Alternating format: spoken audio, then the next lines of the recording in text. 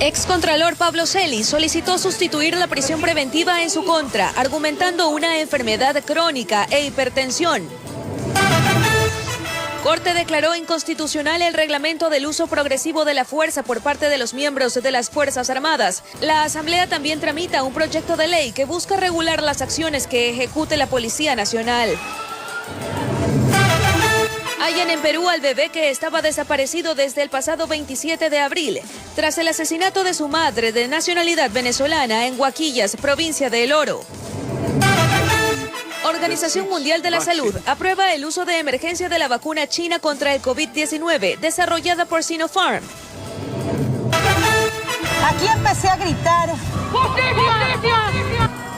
A propósito del Día de las Madres que se celebra este domingo, les presentamos la historia de Katy Muñoz, mujer que no descansa hasta obtener justicia por el asesinato de su hija, ocurrido en diciembre pasado.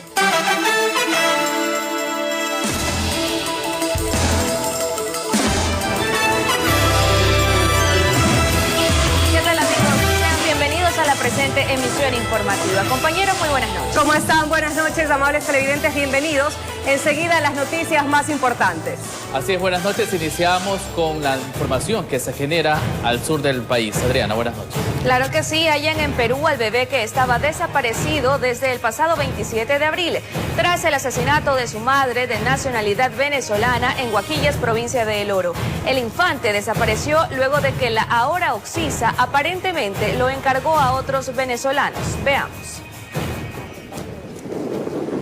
Es el momento que agentes de la Unidad Antisecuestros de la Policía Nacional de Perú llegaban hasta el centro de atención fronteriza en Huaquillas para realizar la entrega del niño de 2 meses de nacido, quien estaba reportado como desaparecido desde hace 11 días. Se hicieron varias diligencias investigativas en ese país y se logró ubicar al infante en la ciudad de Lima específicamente. Y luego se hizo las coordinaciones con las autoridades peruanas y ecuatorianas y el día de hoy ha sido trasladado acá a esta unidad del CEBAP con la finalidad de que se proceda a hacer el trámite del ingreso regular del infante hasta nuestro país.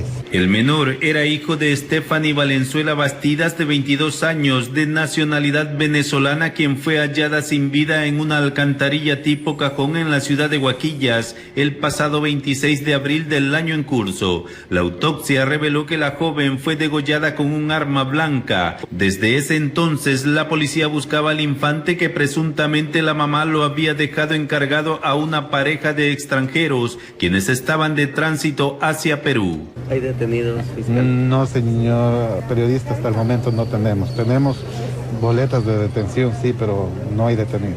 El menor fue evaluado por médicos del Ministerio de Salud Pública y luego entregado a la DINAPEN, quienes lo llevaron a una casa de acogida donde permanecerá hasta que sus familiares realicen los trámites respectivos para recuperar la tutela.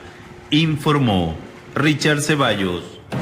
Familiares del pescador que fue hallado muerto en la isla Santay tras haber sido reportado como desaparecido exigen la detención de un tercer presunto implicado en el crimen.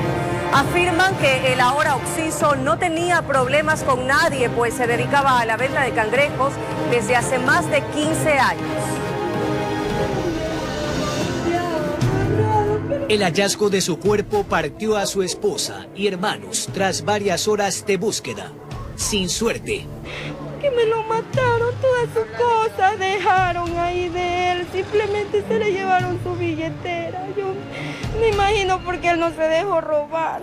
Porque él era cangrejero, era un hombre honrado, todo el mundo lo conocía. La mañana del miércoles, el pescador Pedro Ramírez fue atacado por 3 sujetos cuando se aprestaba a salir a Guayaquil junto a su hijo, a bordo de su embarcación. Justicia para mi hermano, porque este caso no se puede quedar impune. Mi hermano era el sustento de mi mamá. Tengo a mi mamá que está delicada por su diabetes y por su condición de diabetes, una persona discapacitada. Familiares y miembros de la cooperativa Isla Mondragón emprendieron la localización de los presuntos autores. Encontraron a 2. Con un arma de fuego y estamos relacionando su presencia con la presunta acción ilícita, en este caso con la muerte del ciudadano. ¿Se presume que fue un asalto o quizás habría otro motivo? Estamos en investigación. Tras la audiencia de flagrancia, ambos con prisión preventiva, pero les falta uno. Lo que no entendemos por qué la policía se negó, si le ayudamos a encontrar dos. ¿Por qué no quiso seguir haciendo la búsqueda de la otra persona que incluso los mismos amigos de ellos lo delataron? Deja un niño testigo del secuestro y 3 niñas que aún no asimilan. ¿Por qué mataron a su progenitor? Su sepelio se efectuaría a las 14 horas. Informó Jorge Escobar.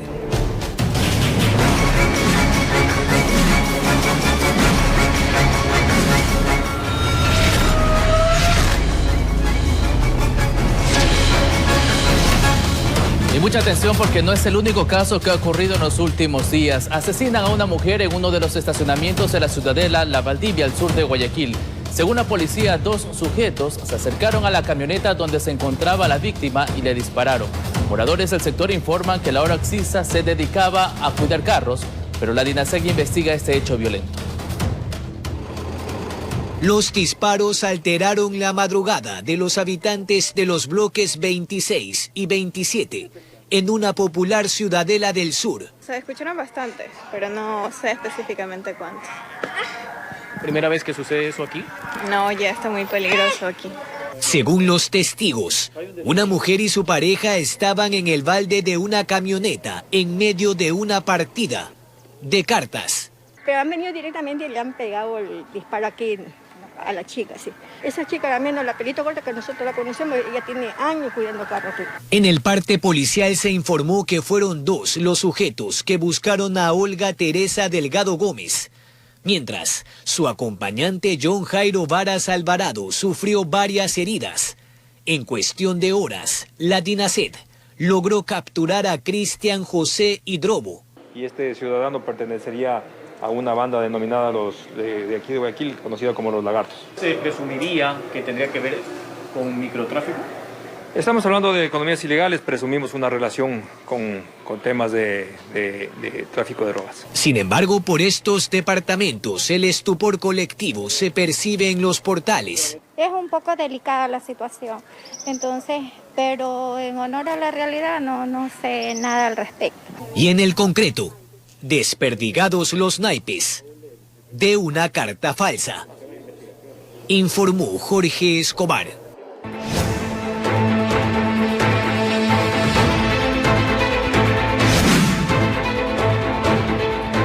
Atentos con la siguiente noticia, amigos, porque la mayoría de pacientes de esta pandemia ahora son personas jóvenes. Quienes llegan hasta el área de emergencia de los hospitales en Quito van de 20 a 35 años de edad y en condiciones críticas.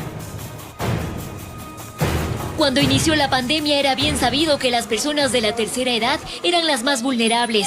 Por ello, la consigna fue cuidar a este grupo de la población para evitar posibles desenlaces fatales, pues eran quienes llegaban en mayor número a los hospitales.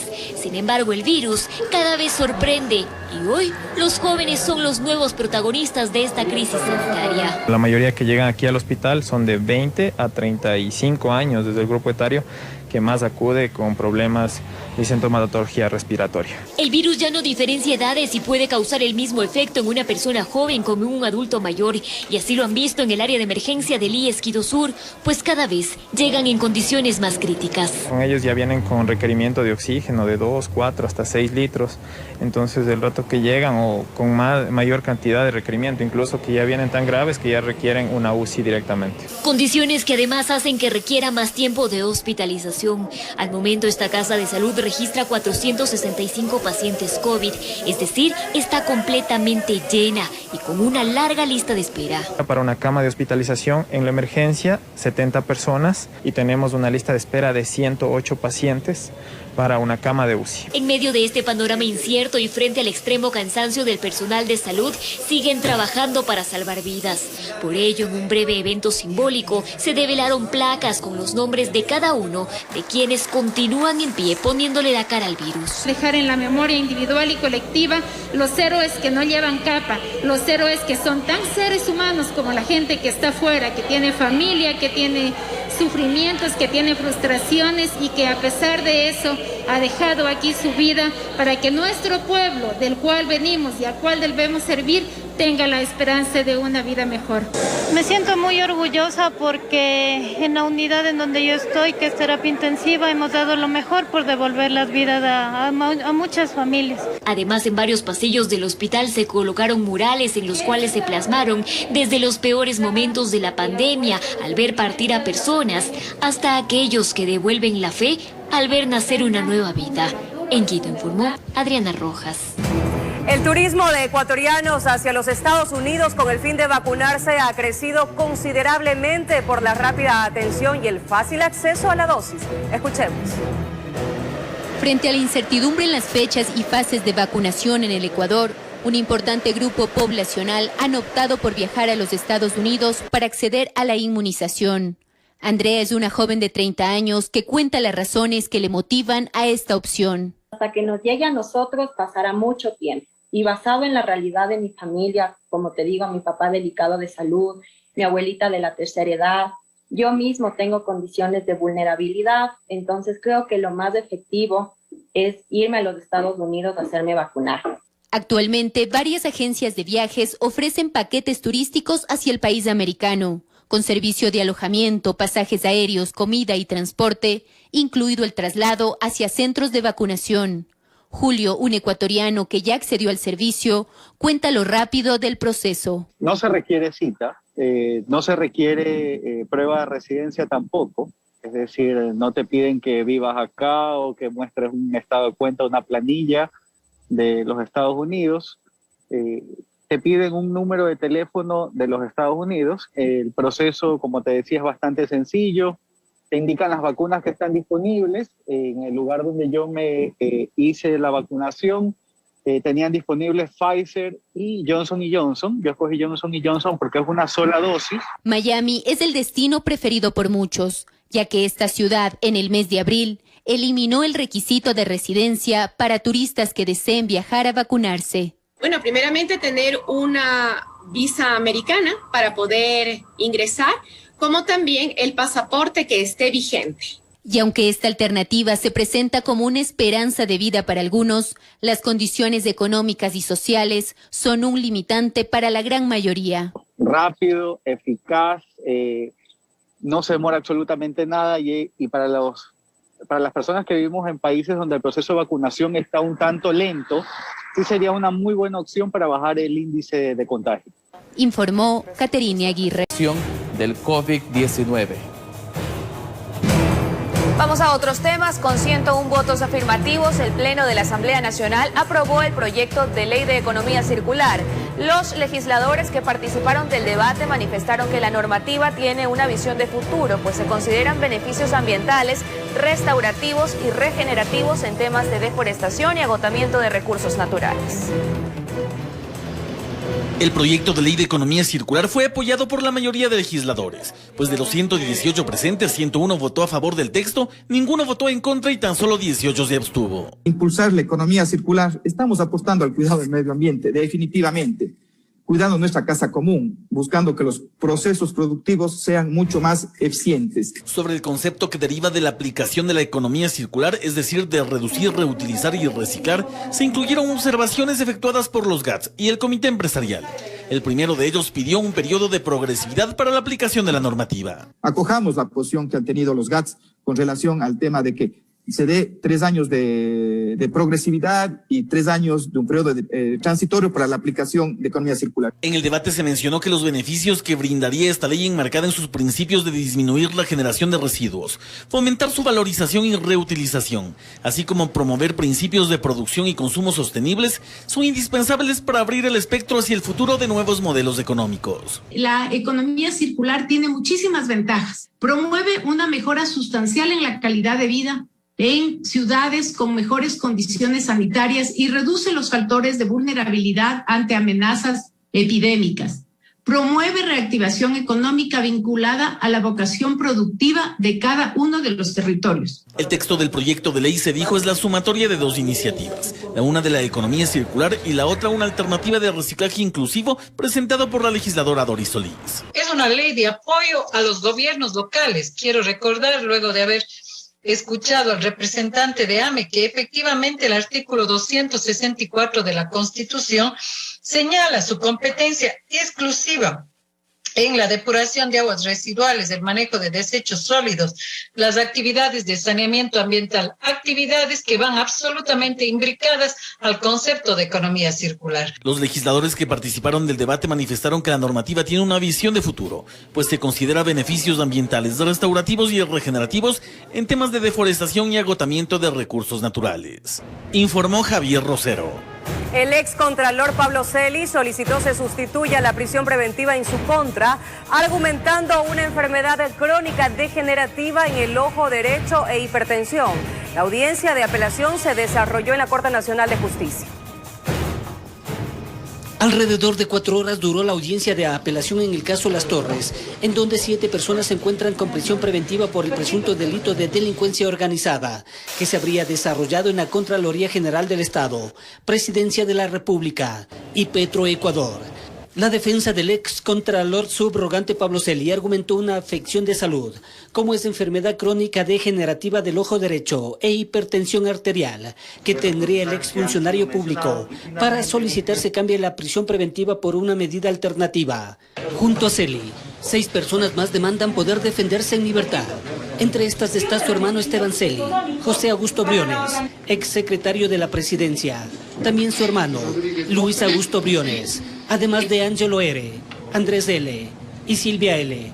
Supuestamente son responsables de exigir pagos indebidos a cambio de desvanecer glosas y la liberación del pago de planillas a favor de la empresa No Limit, CA, entre el 2017 y 2020. El Tribunal de la Corte Nacional de Justicia, integrado por los jueces Byron Guillén, como ponente, Mercedes Caicedo y Luis Rivera, convocaron para el 13 de mayo para dar a conocer la resolución de forma oral y fundamentada. Entre tanto, para el próximo miércoles está prevista la audiencia de vinculación de Rey Calero, Álvaro Guzmán, Pedro Saona, Pablo Flores, ex gerente de Petroecuador, y su padre, Marco Flores, ex ministro de Economía. Informó Héctor Romero. Y la Corte Constitucional del Ecuador declaró inconstitucional el reglamento de uso progresivo de la fuerza por parte de las Fuerzas Armadas emitido por el Ministerio de Defensa hace un año, mientras que la Asamblea Nacional tramita un proyecto de ley que busca regular de manera técnica las acciones que ejecuta la Policía Nacional. El acuerdo ministerial emitido por el ministro de Defensa Osvaldo Jarrín, en el cual se expide el reglamento del uso progresivo de las Fuerzas Armadas, fue declarado inconstitucional por la forma y fondo.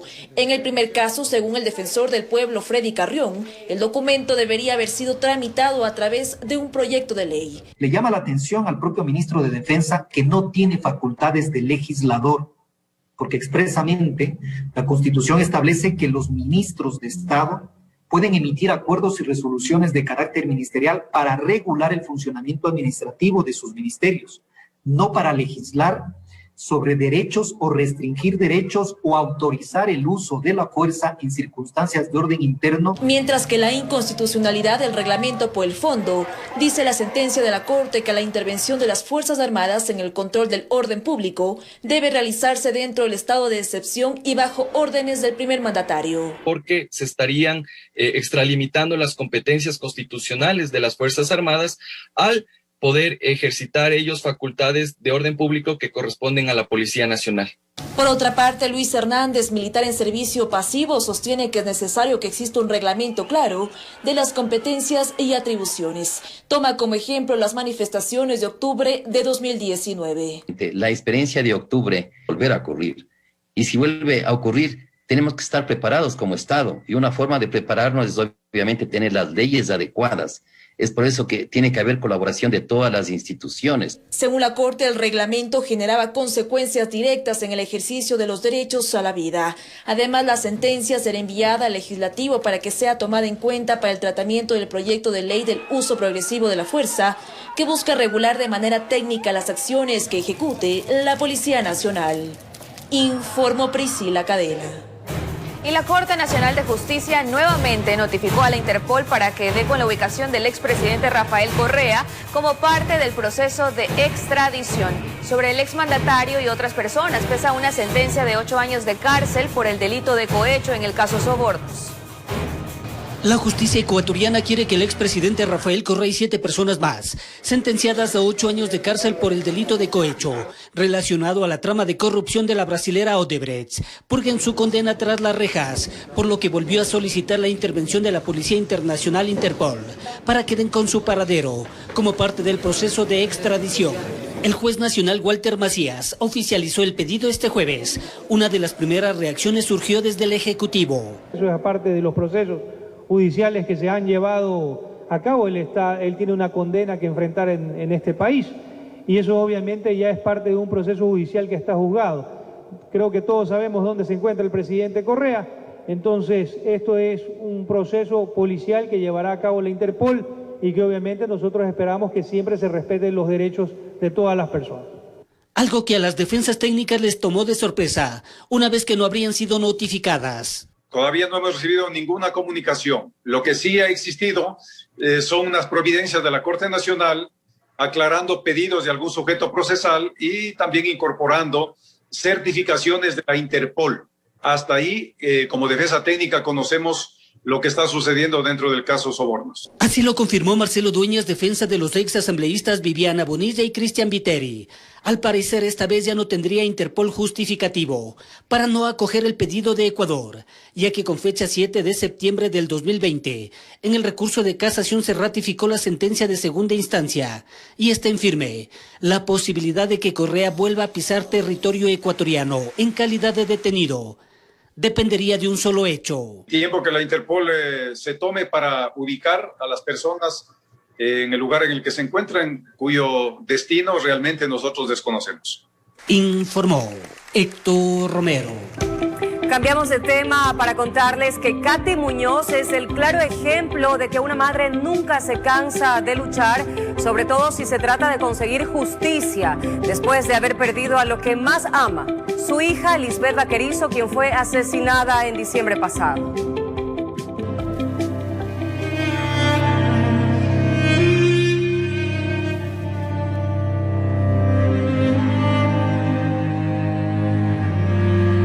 Aquí nació la madre, la mujer ecuatoriana, que un 21 de diciembre del 2020 se enteró de que habían asesinado a su hija. Aquí empecé a gritar: ¡Justicia! ¡Justicia! ¡Justicia! Como casi todos los días, desde que falleció su hija Lisbeth Vaquerizo cuando apenas tenía 30 años, por un caso que se investiga como femicidio, Katy Muñoz estaba al pie de la fiscalía en el centro de Guayaquil realizando trámites, al tanto del proceso, incansable.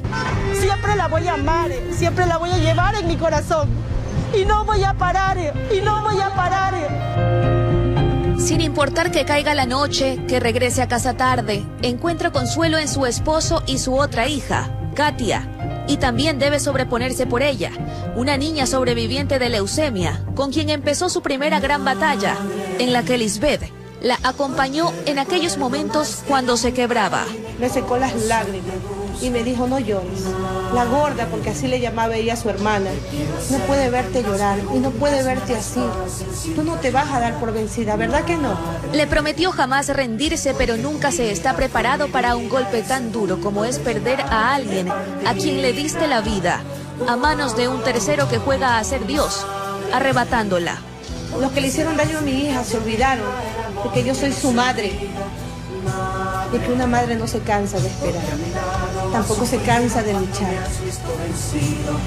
Que no tengo plata, eso es muy cierto, pero tengo algo que nunca se me va a acabar y que tengo mucho, tengo fe. De que a través de su lucha se dé con el paradero del principal sospechoso de la muerte de Lisbeth, su esposo, hoy prófugo de la justicia. Voy a escuchar un día dar una sentencia y sé que esa sentencia no me va a dar alegría, pero al menos le va a dar a mi hija paz. Y a pesar de que lleva un vacío en el corazón, las miles de voces que se alzaron a raíz de este suceso lo van llenando, acompañándola en el camino que aún debe transitar. Y me verán en la Plaza de la Merced, tal vez en la Presidencia de la República o en la Fiscalía General del Estado en Quito, no sé dónde.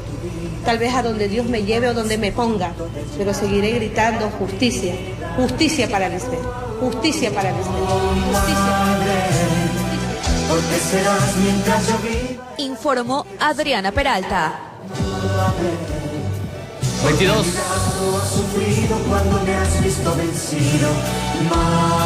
22 horas con 25 minutos, es momento de una primera pausa comercial, pero cuando regresemos, mucha atención.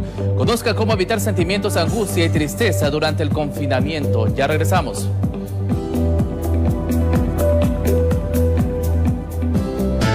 A ti que me diste tu vida, tu amor y tu espacio.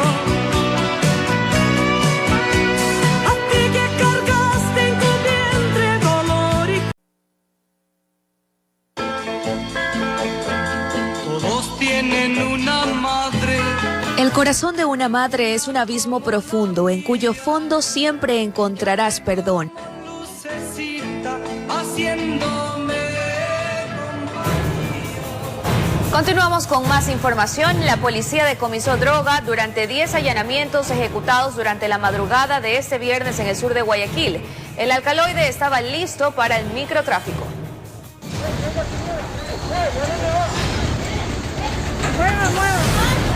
Las unidades investigativas acudieron a los domicilios donde previamente se había constatado que mantenían la sustancia. Los uniformados llegaron a los sitios establecidos en distritos como 9 de octubre y Esteros, sur de la ciudad de Guayaquil. Allí se logró evidenciar gran cantidad de droga como cocaína y heroína. En algunos casos ya estaba lista para el expendio mediante el microtráfico. En otros casos, la sustancia se encontraba empaquetada en forma de dedos cuyo contenido permite la elaboración de centenares de dosis. Se tuvo conocimiento que 10 domicilios fueron allanados por agentes de la Jefatura de Antinarcóticos, el Grupo de Intervención y Rescate, el Grupo de Operaciones Especiales y miembros de Criminalística. En los domicilios visitados se logró encontrar dispositivos de comunicación como los walkie-talkie. Según se conoció, eran parte de las estrategias para informar que la policía ya se encontraba cerca y que se deshagan de la sustancia lo antes posible. Informó José Morales. Dos sacapintas pretendieron robarle más de $10,000 a un ciudadano quien había retirado el dinero de una agencia bancaria ubicada en la avenida Francisco de Orellana, al norte de Guayaquil.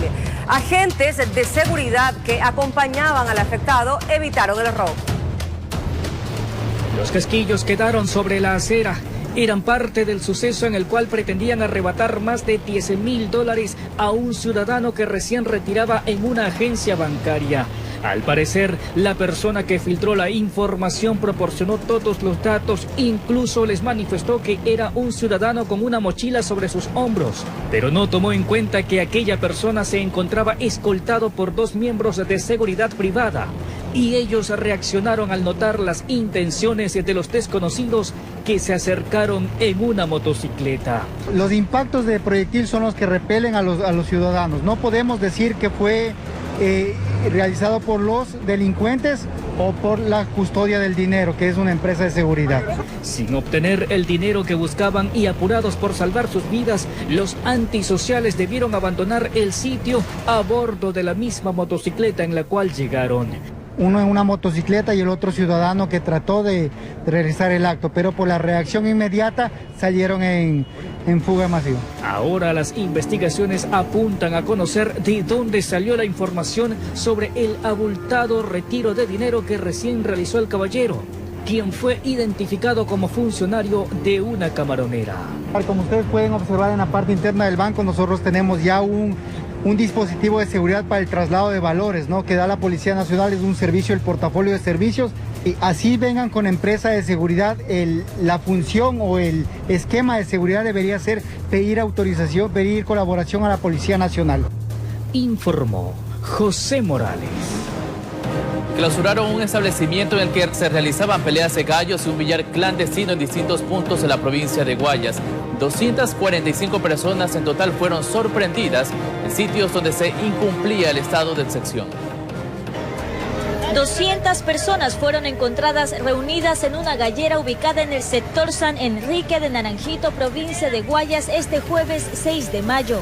No respetaban medidas de bioseguridad apenas y unos cuantos usaban mascarilla. Estaban más preocupados por la pelea de gallos y el juego de billar. Pero ante la denuncia ciudadana llegó el gobernador de Guayas, Luis Chonillo, junto a la Policía Nacional. Todo el esfuerzo que hacen los comisarios, que hace la Intendencia, realmente necesitamos también de la colaboración de los ciudadanos.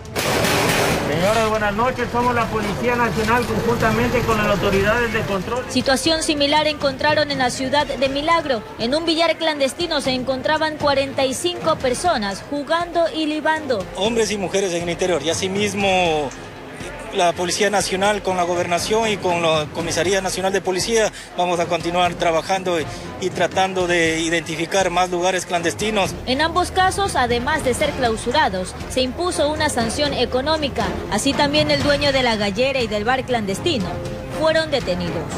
Informó Celeste Dueñas. El confinamiento por la pandemia del COVID-19 conlleva a vivir situaciones estresantes y abrumadoras que pueden provocar emociones fuertes, sobre todo en adultos mayores y niños. ¿Cómo evitar que los sentimientos de angustia y tristeza se apoderen de las personas? Se lo contamos en la siguiente nota. Sentirse aislados por el confinamiento aumenta el estrés, la ansiedad y el temor en los adultos mayores. Es lo que le ha ocurrido a Adela Ibarra, de 70 años. El encierro como tal, peor, nos pone a pensar, a temblar. Le digo, me asomaba al allá, abríamos el balcón, no pasaba nadie. Uy, Dios mío, querer bajar y sentirnos aquí oprimidas. Esta terapeuta familiar explica que enviar tanta información por WhatsApp sobre el virus afecta a la población vulnerable. Hace que ellos se asusten o piensen que van a morir o que un ser querido va a morir. Ahí una recomendación importantísima es: salga de esos grupos de WhatsApp o simplemente diga en el grupo, por favor, no pases esto porque me estoy angustiando, me estoy poniendo más nerviosa. Es importante que las personas de la tercera edad mantengan contacto con sus seres queridos. La familia no los llama, a los padres les encanta conversar con los hijos. Y los familiares, cuando reciban una llamada de ellos, atenderlos, hablarles, conversar, dejar que ellos se desahoguen. Y que ellos realicen diversas actividades que los distraigan, además de terapias de respiración y relajación para mejorar el estado de ánimo. También es importante que oren. La oración realmente trae mucha paz. Inclusive si estás en la casa a ver televisión, hay películas que son divertidas, que son chéveres, que son antiguas, que a ellos les encantan. Hay otros adultos mayores que les gusta la música. Pongan la música, suban el volumen, y si quiere tararear esa música y quiere bailar, pues hágalo.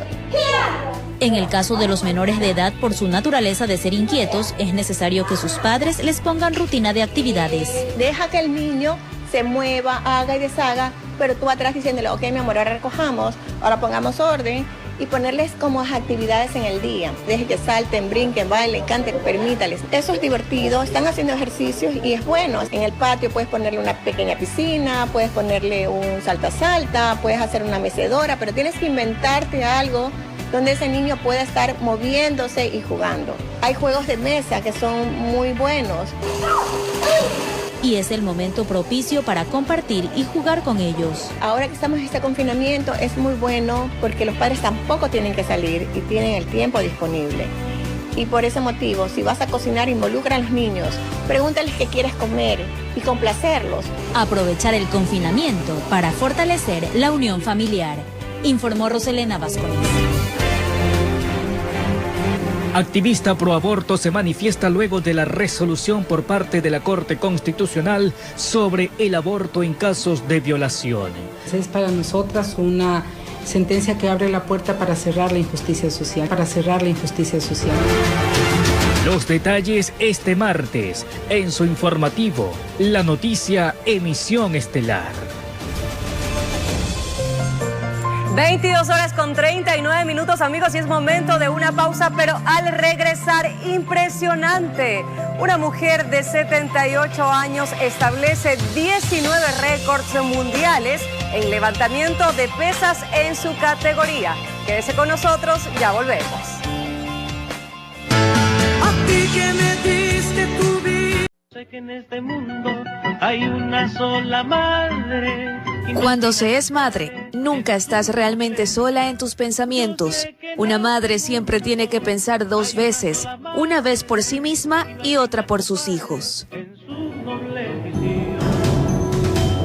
Continuamos informando, más de 2 millones de estudiantes del sistema público empezaron un nuevo ciclo escolar en el régimen Costa Galápagos. La modalidad, al igual que el periodo anterior, será vía telemática desde los hogares.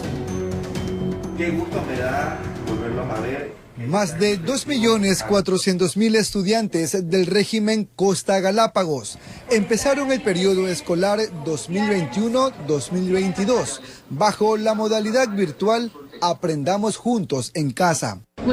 Es el segundo año consecutivo que se emplea esta metodología a causa de la actual pandemia. Es verdad, nuevas formas de enseñar, nuevas formas de aprender. Nuestros docentes han hecho un esfuerzo maravilloso en también actualizarse en pedagogías. El año lectivo comprende 2 quinquimestres. El primero inició este viernes y finalizarán el 29 de septiembre.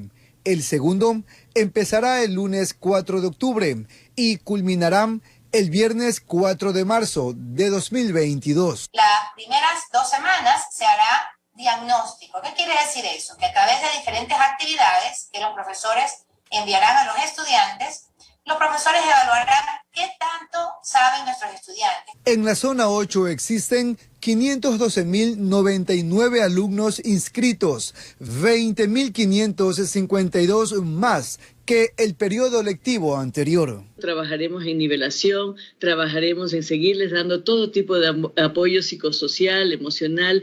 Hasta el momento, más de 152.000 docentes han recibido la primera dosis de la vacuna contra el COVID-19. El presidente de la República, Lenín Moreno, anunció que luego de terminar su mandato el 24 de mayo se retirará de la política. Esto lo mencionó en una entrevista en Miami, Estados Unidos, donde además cuestionó el proceso de adquisición de las vacunas a nivel mundial, mencionando que no hubo equidad con países pequeños. Aquí los detalles. A pocos días de terminar su mandato, el presidente de la República, Lenín Moreno, en su paso por Estados Unidos, se refirió a cómo deja el país para que el próximo presidente pueda trabajar para el futuro de los ecuatorianos. Y entre otros temas indicó que en su periodo evitó meter las manos en otras instituciones del Estado. Y el mismo trato fue con la libertad de expresión y se acordó de una anécdota con un amigo de la infancia. Decidí designarlo gobernador de una provincia del Ecuador. En algún momento él se sintió ofendido por un periodista en su dignidad, en su honor. Y le empezó un juicio. Ese momento le pedí que renuncie. Entonces él me dijo, pero ¿cómo si estoy defendiendo mi dignidad? Pues hazlo desde lo civil, no lo hagas desde el gobierno.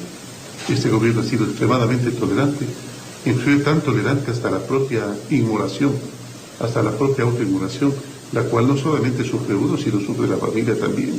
Sobre la pandemia manifestó que han querido comprar más vacunas para avanzar con el proceso de inoculación en el país, pero a nivel mundial se han encontrado con ciertos inconvenientes. A los que menos atienden, por supuesto, a los países más desprotegidos, más pobres, a los países en vías de desarrollo. Y en esto siempre hago el reclamo yo de que no ha habido la equidad suficiente, de que debían los países desarrollados haber sido más generosos, más solidarios y distribuir de forma equitativa la vacuna. En principio pasamos momentos muy difíciles. Y si es hablar de la corriente ideológica en la región y de lo que está sucediendo con el socialismo del siglo XXI, señaló que solo ha realizado un pequeño aporte para borrarlo de Latinoamérica. Porque yo pienso que los líderes no son los que determinan los procesos, los líderes únicamente aceleran o retrasan los procesos. Me correspondió liderar este proceso y me alegro de haber puesto el grano de arena para que nuestro Ecuador y a lo mejor nuestra América en algún momento se libre de esta lacra denominada socialismo del siglo XXI. En la entrevista también estuvo la primera dama Rocío González de Moreno, quien resaltó los programas sociales que han ejecutado en los 4 años y lo que le dejan al próximo presidente de la República. Las que abarcan a toda la familia, a todas las personas, desde la misión Ternura, para crear programas que nos ayuden a atender a los niños en el tema de desnutrición, que es un tema que se puede hablar muchísimo, pero que ya lo dejamos implementado para que se comience a tomar las medidas necesarias para resolver. Tenemos la misión mujer, que es atender a la mujer en todos sus aspectos. La cita culminó con sus declaraciones refiriéndose a lo que hará luego de dejar el Palacio de Carondelet, es decir, en 2 semanas. Y si es que Dios me lo permite, retirarme definitivamente de la política. ¿Eso va a ser ahora? ¿Y retirarme de la política? Sí, sí. Pero ya me retiré una vez, es por eso que me da a veces recelo hablar del futuro. Informó Charlie Pisa.